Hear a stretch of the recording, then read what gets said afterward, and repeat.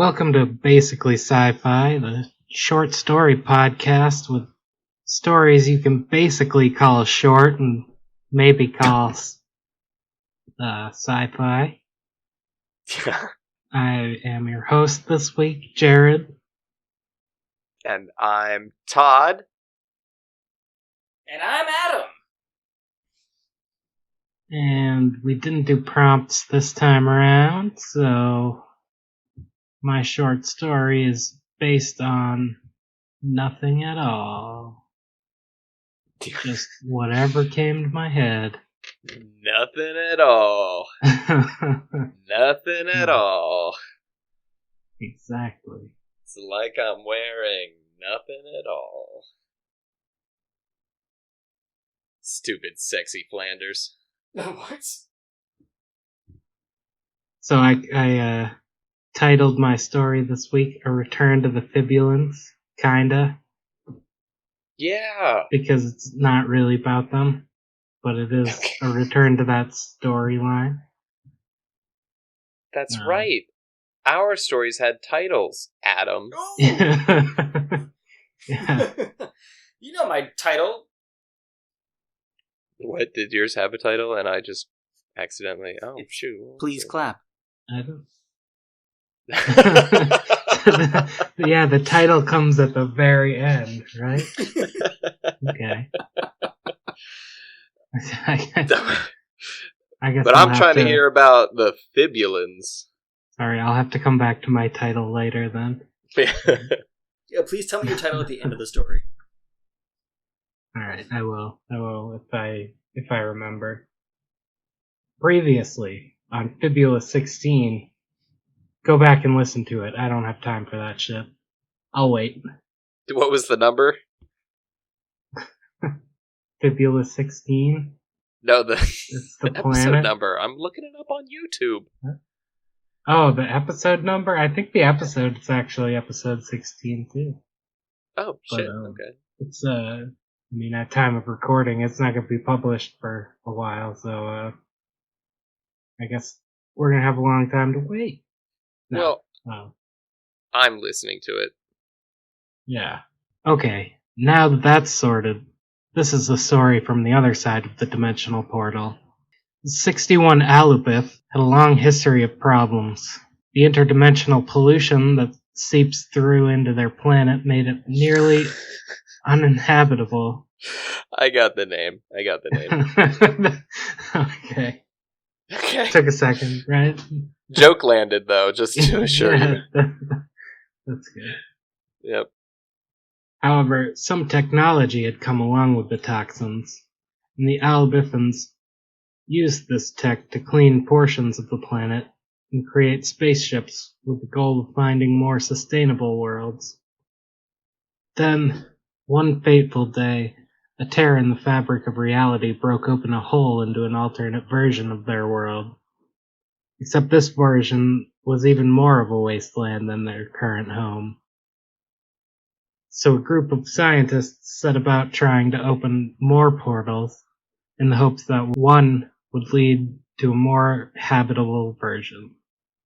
These scientists were led by Happel, an interdimensional physicist who had discovered how to open stable portals.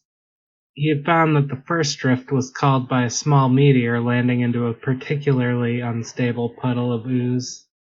It was then discovered that changing the metals in the colliding object would change the dimensions that were opened. All of this was noted in a series of letters left on the other side of the original portal for the people there, to give them hope for finding escape from their horrifying world. Consider it. Happel had recently started experimenting with radioactive materials, trying to see if they would make any difference in the portals opened. He had received some backlash to these tests because, well, radiation is fairly dangerous to living beings. But that didn't concern him. He was determined to find a satisfactory world for his people, and possibly irradiating the one he already had didn't concern him in the least. So far, his experiments had turned up several worlds that were horrifyingly green and lush, with trees and plants pumping out oxygen at alarming rates, as well as several that seemed to suffer from similar effects to their own. That's where I thought you were going. The Yeah. grass is always shittier on the other side.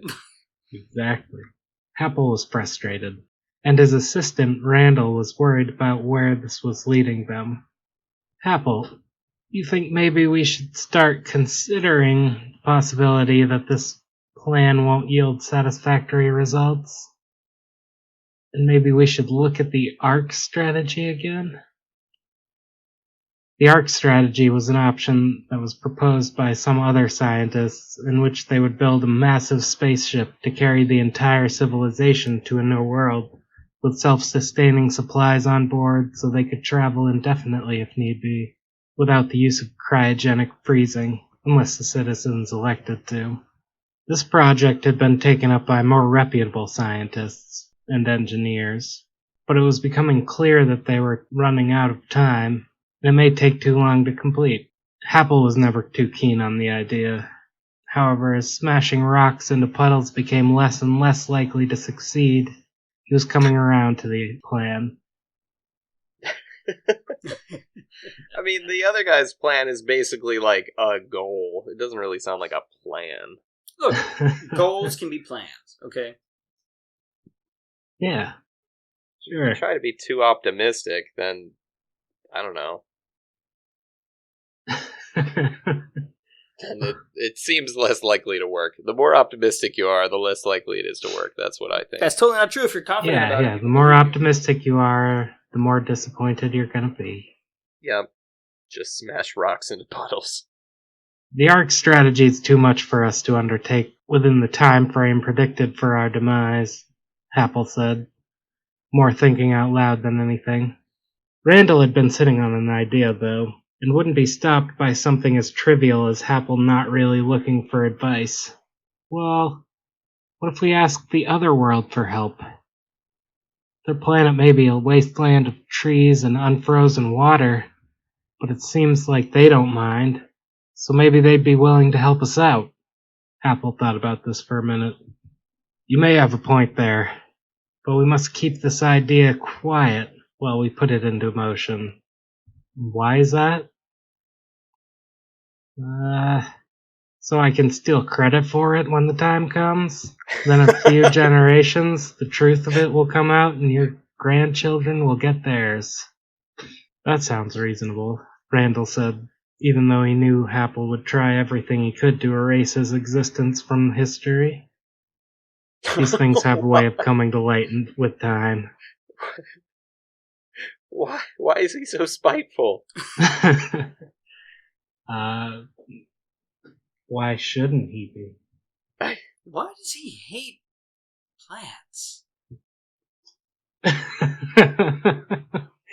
Because it's unnatural.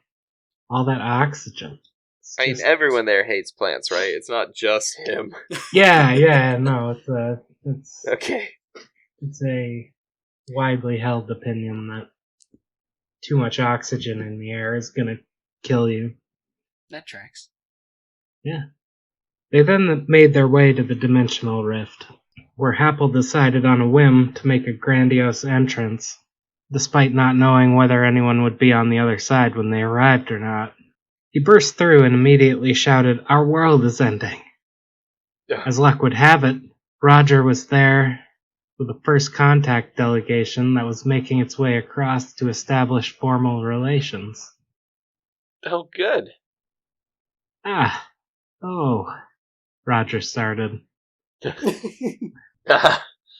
Ooh. Sorry, the delivery killed me. He really wasn't clear on what to do with this sudden revelation. However, the potential that his work may be to blame for disrupting the goings-on of the next dimension over was worrying. He had always thought of his work as saving the locals, and the idea that he was simultaneously harming another entire civilization was a bit horrifying. Well, let me check the calibration of our filters to see if there's anything I can do to stop or slow these issues? It's too late for that. Our planet doesn't have long left, and we've come to the conclusion that our only hope is to build an ark to carry our population and the necessary supplies to a new world. We've begun work on a habitat for plants, animals, and people, but we've concluded that we don't have the time to complete the project, so we're asking for any assistance you may be able to supply. Ark is a weighty term. You don't plan on bringing 2 of every species, do you? One of the scientists from the delegation was a bit concerned with the thought of this, knowing the underlying similarity to many cultures' mythologies. No. It was brought up, but the implications are a little too incesty for us.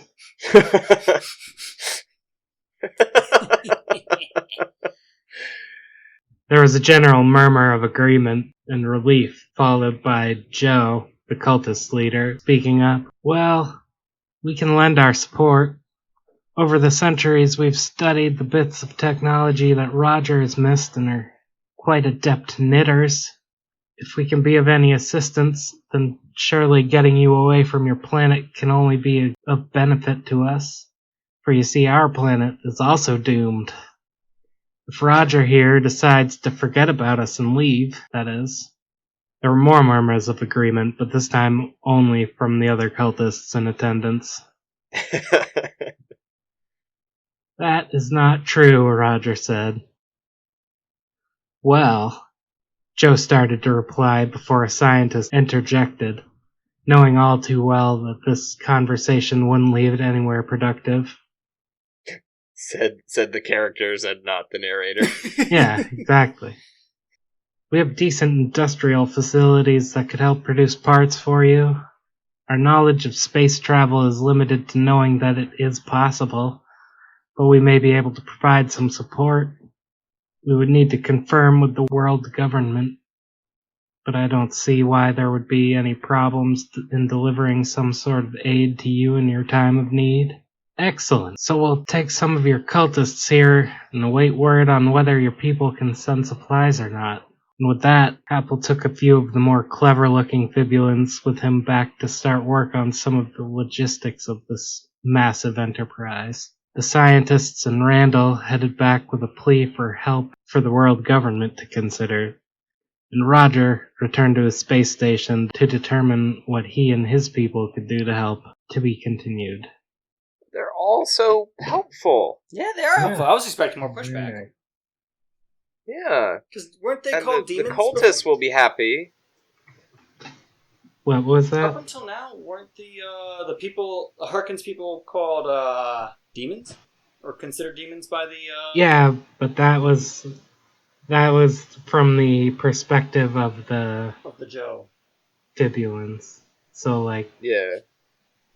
I didn't make that particularly clear, I guess, but I was trying to, the first part was they were demons because it was from one perspective, and then this part they're just people looking to get off their planet, and they don't want to, or they were trying to offer help to the people that lived in the nightmare hellscape on the other side of the portal. Hellscape came into this world and popped through a portal and said hello, I would shit my whole pants off.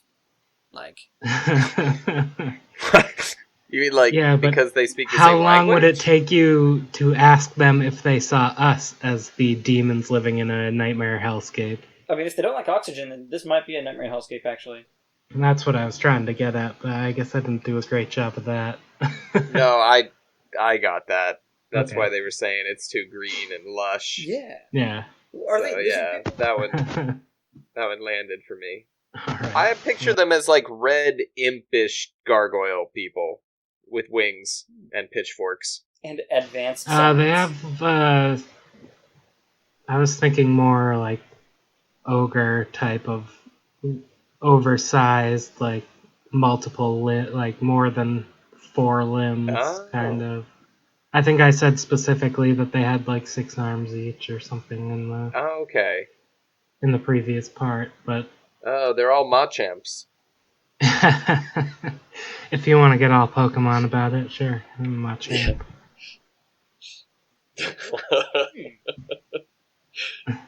That's probably what the first Pokemon trainer did. They went out, they Yeah. were like, oh god, there's demons everywhere. And Jesus. then they were like, Ma, champ. And they're like, hey, you know what? Let's make them fight each other. Let's trap them in this little ball and make them fight to the death. Yep. And they can only say their name. But They're you could so see their cute when they're struggle. killing each other. The pain in their eyes when they're just going, Pikachu, Pikachu, and we're going, oh, adorable. But they're thinking to themselves, like, I'm trying to become a professional surfer. Or detective. You never know. Or detective. Man, that was a pretty good movie. I saw it twice on opening day. Wait, the live action one? Yeah. Yes. Oh god. I still haven't seen that. You got It it. was good. I figured it probably wasn't bad, given that Ryan Reynolds has been in some good stuff lately. But He's on a roll. Lately, he's always been in good shit. Fucking National Lampoon. Shit. Yeah, Van Wilder. Yeah. Yeah, that was awesome. And Green Lantern. Yeah. And Green That Lantern. You know, I was going to CGI say, green it just suit. occurred to me that Mm-mm. that was the other only movie that I've seen twice on opening day. Both movies that I've seen twice on opening day in my life have starred Ryan Reynolds. Nice. I watched Green Lantern at midnight, and then my mom came to like pick me up from college, and she was like, "What do you want to do today? You want to go see a movie?" I'm like, "Yeah, let's go see Green Lantern." Was it good?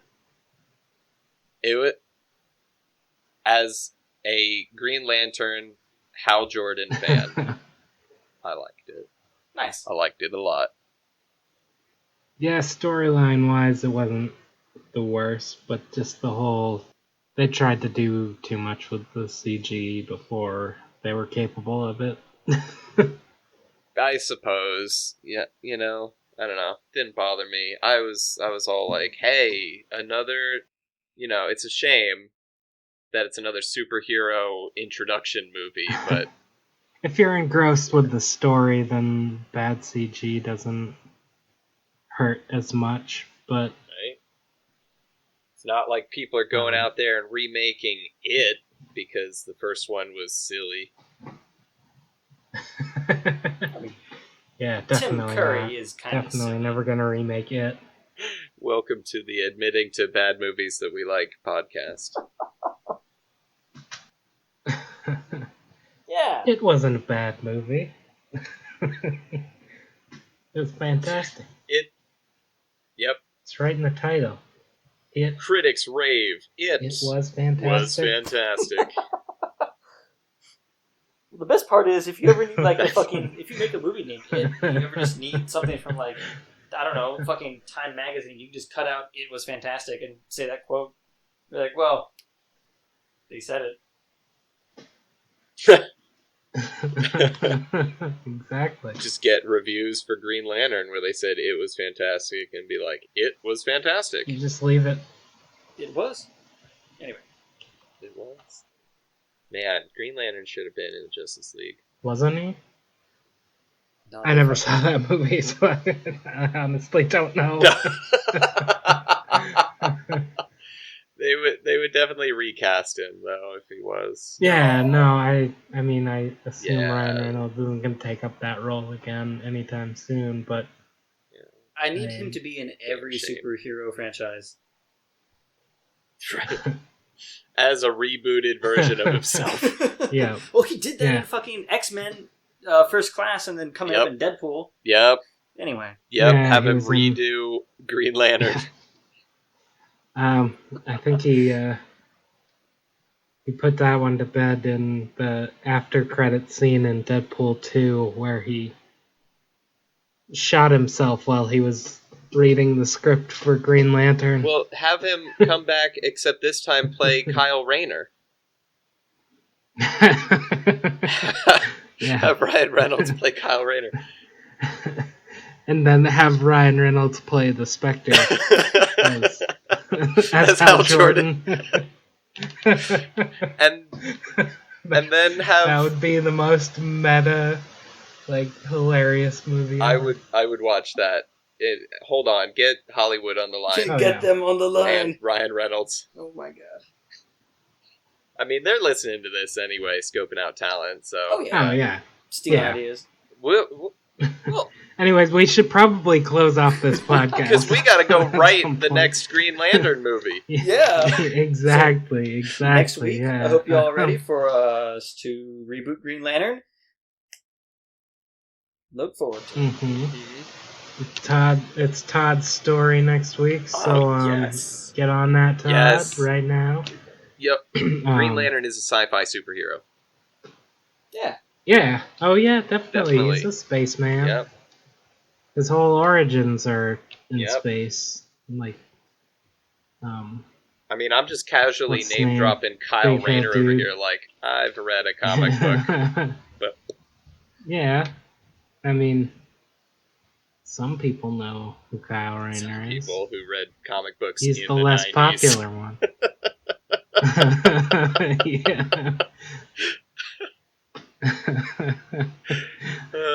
When I was a kid. Yeah. Definitely don't have a poster of him on your wall still. I mean, I was a very young child in the 90s, as were our target demographics. Yeah. People like us. I was like... So we don't want any diversity in this podcast. See? You were there. You can't read and when you're 5. There, and audience, you were there. Learn to read. I don't know. I kind of want to go on a little tear here, but this is Jared's episode, so. No, go for it. I remember when I was 4 years old and I could read, and I was looking at street signs going like, that sign says speed limit 10 miles per hour. That sign says Camden 50 miles. Right? And I remember thinking to myself... Right before you watched someone get murdered. Thinking to myself right then and there, like, man, I don't remember what it was like to not be able to read these signs. Being 4 years old, thinking, I'm never going to know what it's like to not be able to read again. Or just move to Japan. And then I moved to Japan. And I got freaking used to it. Yeah.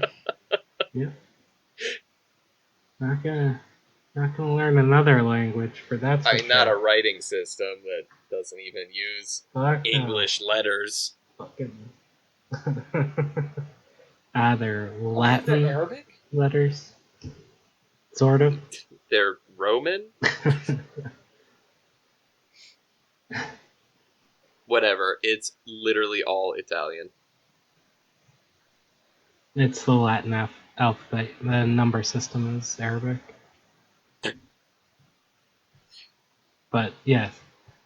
Anyways, what were we? We're doing a podcast. We were about Green Lantern, I think. When do I start my story? But no, did you guys have anything else to add or ask? Okay, no, I was like, how long ago was it? We did talk about your story a bit, though. No, I know. Okay. That's why I like to mention like jokes that really landed. Right. But I already commented on the names being backwards, so I don't want to use that joke as one that really landed. Yeah, I figured that one would land, but it took longer than I expected. I think it was perfect. Wait a minute. Yeah, no, it was good. The name of the planet, it was 61 Alibith instead of Fibula 16. Aw, shit.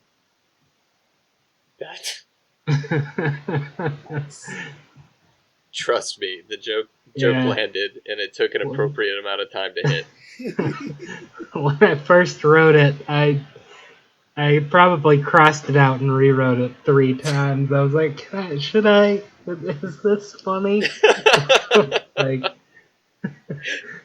that was like, that's the very start of the story too. So like the first 3 lines of that story, I just like scribbled out in my notebook and rewritten. But Yeah. The yeah, joke that really landed yeah. for me was the reaction of the Fibulins when the Harkin guy comes on through, and they're like, "Oh." Yeah, Like, I fucking yeah, love that Rogers. shit. Like, Roger was like, Oh.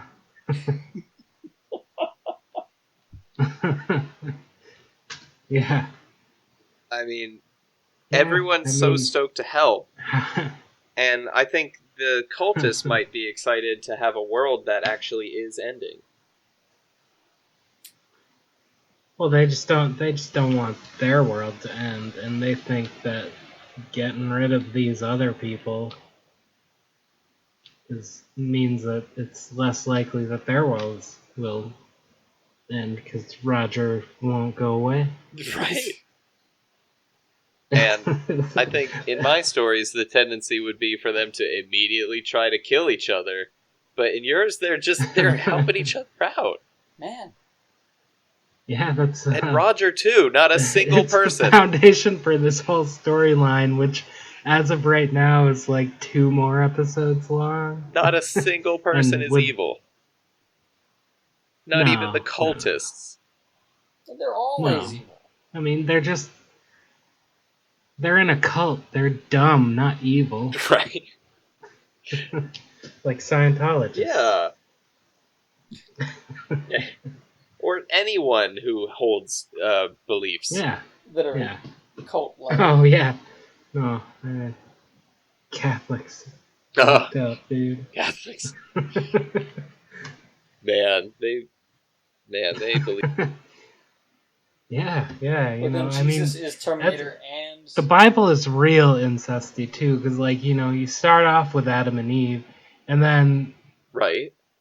like all that incest goes into making Noah and his wife, and then they start off a whole new chain of incest. Who It's no wonder kills humans off are everyone so else. fucked up. Is that why our Just foreheads kills are all off big everyone and our else. teeth are all big? So many sisters and brothers fucking, it's disgusting. And daughters and dads. But you know, that's what gets those Irish pedophiles off, so Oh my god. hail Yeah. Jesus. If I remember Hail right, Jesus. I think in the Noah part, Anyways, there's a part where Noah's son tries to fuck Noah. Yeah, probably. Yep. And then one of his sons is the first black man. What? Is that canon? Ham. Yeah. That can't be canon. Yeah, It is. it is. It's Bible canon. Yeah. Is that where the word canon comes from? And they're black because they are filled with sin. Anyways, like, share, and subscribe. We'll be back. I'm figuring that 20 minutes of this is going to be cut. That's what I'm figuring. We'll be back So next week with a story from Todd, and probably not talk about the Bible so much. No, it's about Green Lantern, not the Sons of Ham. The Sons of Ham?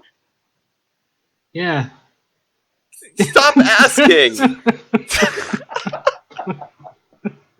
I'll tell you later. Bye. Wait, no.